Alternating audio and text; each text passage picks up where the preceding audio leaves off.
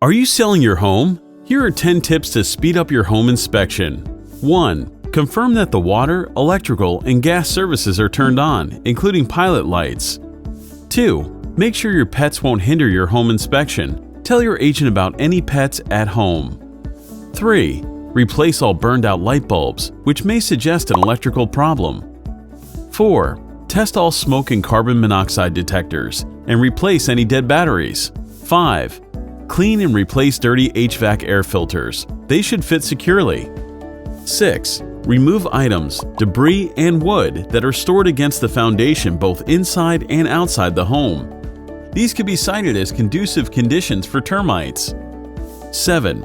Remove anything blocking access to the HVAC equipment, the electrical service panel, the water heater, the attic, and the basement or crawl space.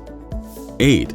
Unlock any locked areas that I must access, such as the attic door or hatch, the electrical service panel, the door to the basement, and any exterior gates. 9. Trim tree limbs so that they are at least 10 feet away from the roof. Trim any shrubs that are too close to the house and can hide pests or hold moisture against the exterior.